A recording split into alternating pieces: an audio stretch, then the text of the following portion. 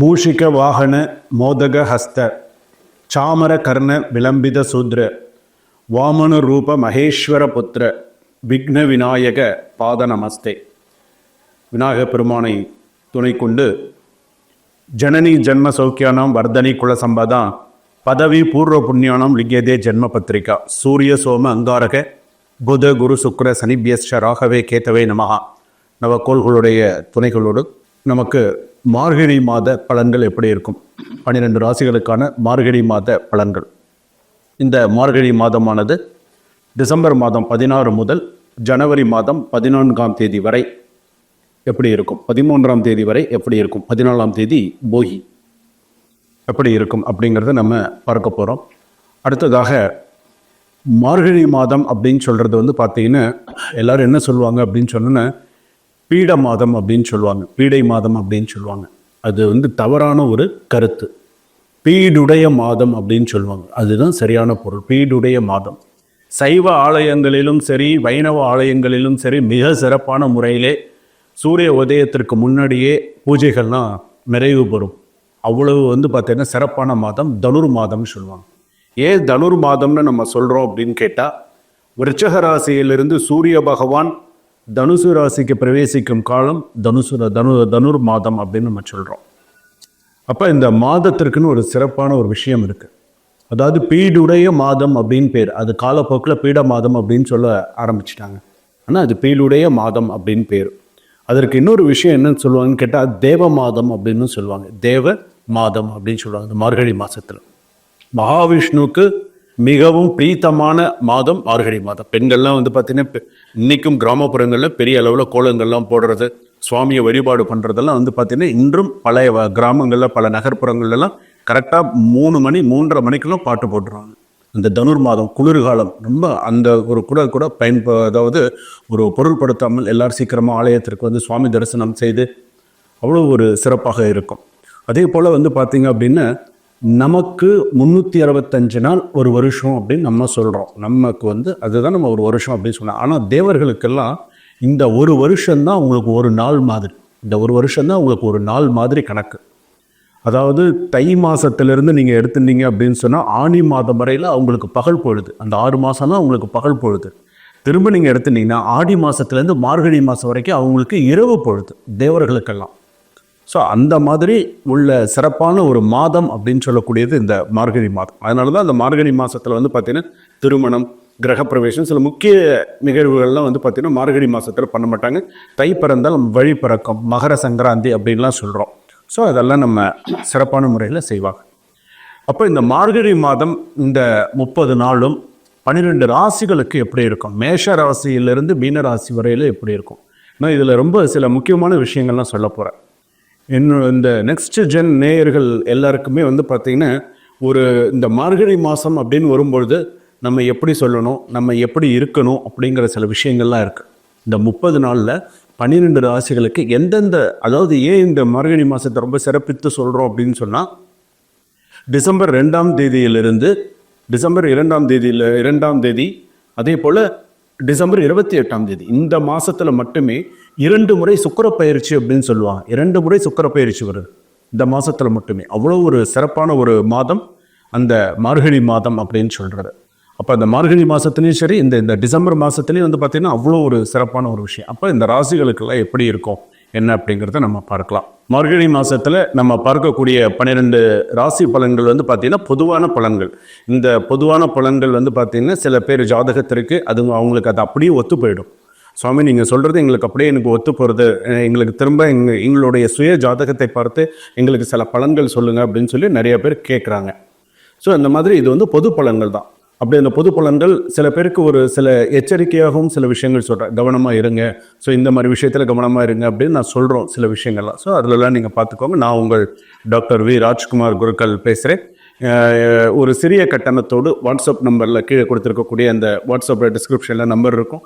அந்த நம்பரில் என்னை தொடர்பு கொண்டு நீங்கள் உங்களுடைய ஜாதகத்தை நீங்கள் பார்த்துக்கலாம். உத்திராட நட்சத்திரம் மகர ராசி, திருவோண நட்சத்திரம் மகர ராசி, அவிட்ட நட்சத்திரம் 1-2 பாதம் மகர ராசி நேயர்களே உங்களுக்கு எப்படி இருக்கும்?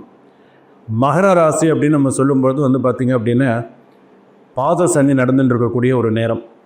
திருவோண நட்சத்திரம் மகர ராசி சமாளிச்சிருவாங்க. அவிட்டம் மகர ராசி சமாளிக்கிறது கஷ்டம். உத்திராட நட்சத்திரம் மகர ராசி சமாளிக்கிறது கஷ்டம். ஸோ நீங்கள்லாம் கொஞ்சம் யோசித்து தான் பொறுமையாக தான் செய்யணும். இன்னொரு விஷயம் வந்து என்ன அப்படின்னா, ஒரு சில விஷயங்கள் நான் சொல்கிறேன். எந்த ஒரு சூழ்நிலையிலையுமே நீங்கள் வந்து முன் வச்ச கால பின் வைக்க மாட்டீங்க. அது உங்களுடைய சுபாவம். பண்ணணும்னு நினச்சிங்கன்னா இறங்கி செய்வீங்க. ஓகே, அந்த வேலையை முடிச்சிருவீங்க. அந்த அளவுக்கு உங்களுக்கு அந்த ஒரு மன தைரியம் உங்களுக்கு உண்டு. அதே போல் நல்ல இலகிய மனமுடையவர்கள். யாரும் எது கேட்டாலும் உடனே செய்வீங்க. சில விஷயங்களை உடனே நல்லா பண்ணக்கூடிய யோகங்கள் உங்களுக்கு உண்டு. சனி பகவான் ஒரு காலகட்டத்தில் இப்போ மாற போகிறார். சனி உங்களுக்கு மாற போகிறது. நல்ல நேரங்களும் உங்களுக்கு வரதான் போகுது. அதனால் ஒன்றும் கவலைப்பட வேண்டாம். புதிய முயற்சிகளில் உங்களுக்கு தடை தாமதம் வரலாம். ஸோ புதிய முயற்சியில் எடுக்கிறோம், நமக்கு தடங்கள் வருதே தாமதம் வருதுன்னு கவலைப்படாதீங்க. ஸோ அடுத்தடுத்து உங்களுக்கு நிறைய நல்ல விஷயங்கள்லாம் வரும். தடைகள் வரதான் வரும். உங்களால் தவிர்க்க முடியாது சில தடைகள்லாம். இருந்தாலும் நல்ல விஷயங்கள்லாம் உங்களுக்கு நடக்கும். சிலர் வந்து பார்த்தீங்க அப்படின்னு சொன்னால் வீட்டை விட்டு வெளியே போய் தங்கக்கூடிய சூழ்நிலைகள் வரலாம். ஒரு ஆண்கள் இருக்காங்க, அவிட்ட நட்சத்திரத்தில் இருக்காங்க, உத்திராட நட்சத்திரம் ஆண்கள் இருக்காங்க, மகர ராசியில் இருக்காங்கன்னு விட்டு வெளியே போகக்கூடிய ஒரு சூழ்நிலை வரும். வெளியில் போய் தங்கக்கூடிய ஒரு சூழ்நிலைகள் வரும். சொல் பேச்சு கேட்க மாட்டாங்க. ஸோ அந்த மாதிரியான சில சூழ்நிலைகள் வரும். ஸோ கவனமாக இருக்க வேண்டும். வீண் வாக்குவாதத்தோடு எல்லாம் இருக்கக்கூடாது. ஸோ கவனமாக இருங்க. அதே போல் சுக்கிரன் சஞ்சாரத்தால் வெளிநாட்டு வாய்ப்புகள் சிறப்பாக இருக்கலாம். சுக்கிரனுடைய சஞ்சாரம் சிறப்பாக இருக்குது. வெளிநாட்டு வாய்ப்புகள் வரலாம். அதே போல் வந்து பார்த்திங்க அப்படின்னு சொன்னால் புதிய மனை யோகம் உண்டு. அதே போல் வந்து பார்த்திங்கன்னா வீடு கிரகப்பிரவேசம் பண்ணலாம். அதே போல் புதிய பத்திரப்பதிவு பண்ணுறதுக்கு விஷயங்கள்லாம் பேசலாம். அதெல்லாம் நல்லபடியாக நடக்கும். பூர்வீக சொத்துக்கள் சம்மந்தமான பிரச்சனைகள் தோன்றி மறையும். ஸோ கவனமாக இருங்க. அதாவது ஆப்போசிட் பர்சன்ஸ் கிட்ட பேசும்பொழுது மட்டும் ரொம்ப கவனமாக பேசுங்க, கவனமாக நடந்துக்கோங்க. ஏன்னா சில விஷயங்கள் நீங்கள் கவனமாக நடந்துக்கலாம் அப்படின்னு சொன்னால் தேவையில்லாத வீண் வழக்குகள், பிரச்சனைகள், வீண் விவகாரங்கள் வந்து சேரலாம். கவனமாக இருங்க. தொழில் வியாபாரம் சுமாராகத்தான் இருக்கும். ரொம்ப சிறப்பாக இருக்கும்னு சொல்ல முடியாது.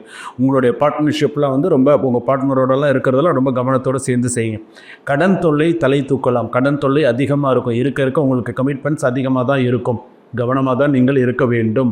ரொம்ப எச்சரிக்கையோடு இருப்பது நல்லது. உத்தியோகத்தில் இருப்பவர்களுக்கு கூடிய நிறைய பணி சுமை அதிகமாக இருக்கும். சில பேருக்கு இடமாற்றம், அலைச்சல் போன்றவை இருக்கக்கூடும். தடைப்பட்டு இருந்த பணம் கைக்கு வந்து சேரும். அதே போல் வந்து பார்த்திங்கன்னா குடும்பஸ்தானத்தை குரு குடும்பஸ்தானத்தை பார்க்கிறார். அதனால் வந்து பார்த்திங்கன்னா குடும்பத்தில் அமைதி நிலவ குடும்ப உறுப்பினர்களை கொஞ்சம் அனுசரித்து போங்க. வயசாகிடுத்தா அவங்கள அனுசரித்து போங்க, தப்பே கிடையாது. அதனால் சில விஷயங்கள்லாம் இது பண்ணிக்கோங்க. கணவன் மனைவிக்கிடையே சின்ன மன வருத்தம் உண்டாகணும். பிரியலாம் மாட்டீங்க, சின்ன மன வருத்தம் உண்டாகலாம். ஆனால் அந்த மன வருத்தத்தை வராத அளவுக்கு கூட நடந்துக்கிறது நல்லது. கணவன் மனைவின்னு அந்நுண்ணியமாக இருக்கணும். ஒரு சண்டைங்கிறது பொதுவானது தான். ஆனால் அந்த மன வருத்தம் இல்லாத அளவுக்கு கூடிய மன வரைக்கும் கொண்டு வரலாம். பிள்ளைகள் நலனில் அக்கறை காட்டுவது நல்லது. பிள்ளைங்களோட இதெல்லாம் ரொம்ப ஜாக்கிரதையாக பார்த்துக்கோங்க. எப்படி பார்த்துக்கணுமோ.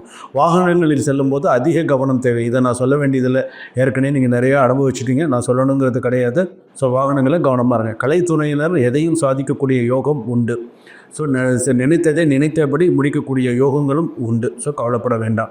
நண்பர்கள் மூலமாக நடக்க வேண்டிய சில காரியங்கள் தாமதமாக நடைபெறலாம். அரசியலில் இருக்கிறவங்களுக்கு வந்து பார்த்திங்கன்னா மனம் வருந்தும்படியான சில செய்திகள், விஷயங்கள்லாம் வரும். கவனமாக இருங்க.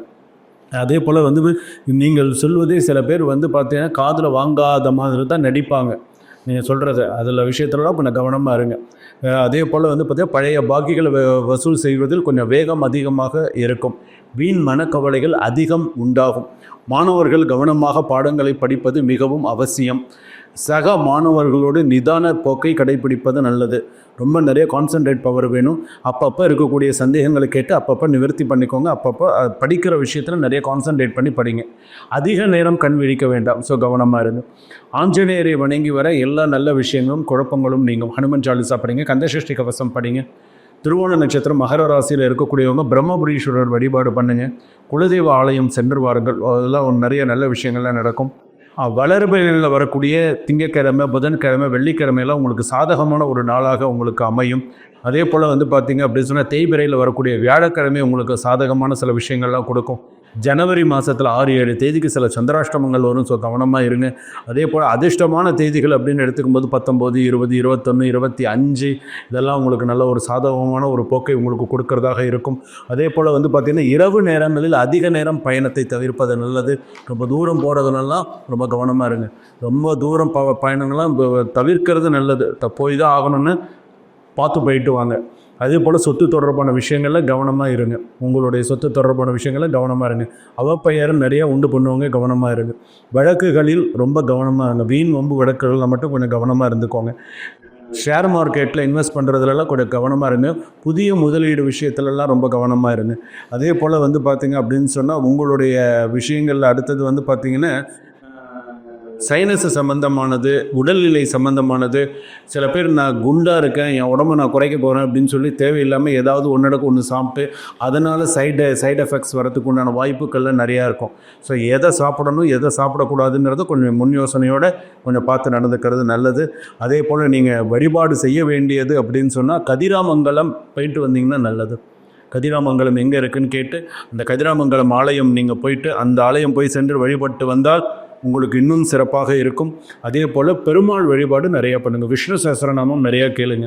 உங்களுக்கு தெரிஞ்ச ஸ்லோகம், விஷ்ணு ஸ்லோகங்கள்லாம் நிறையா சொல்லுங்கள். வீட்டில் தவறாமல் தீபம் ஏற்றுங்க. காலையில் மாலையில் தினமுமே தீபம் ஏற்றுங்க, தவறாமல் ஏற்றுங்க. அந்த நீங்கள் தீபம் ஏற்றக்கூடிய தீபம் பார்த்திங்கன்னா ஒரு நவதானிய தீபமாக இருக்கலாம். ஒரு தட்டில் நவதானியம் கொட்டி அதில் ஒரு அகல் விளக்கு வச்சு ஒரு நவதானிய தீபமாக இருந்ததுன்னு சொன்னால் உங்களுக்கு நடக்கக்கூடிய விஷயங்கள் எல்லாம் இன்னும் சக்ஸஸாக இருக்கும். திருமணம் சம்மந்தப்பட்ட பேச்சுவார்த்தைகளும் உங்களுக்கு இன்னும் சிறப்பான முறையில் உங்களுக்கு எல்லாமே வரக்கூடிய நேரங்களில் உங்களுக்கு இன்னும் நல்ல சிறப்பான முறையில் இருக்கும். பாத சனி நடக்கிறது, எவ்வளவோ கஷ்டப்பட்டுட்டீங்க. இன்னும் கொஞ்சம் நாள், இன்னும் ஒரு 90 நாள் கணக்கு வச்சுக்கோங்களேன். உங்களோட கஷ்டங்கள்லாம் அடுத்து எல்லாம் படிப்படியாக சில விஷயங்கள்லாம் குறையும். அமோகமாக இருப்பீங்க. சரிங்களா? சுபா.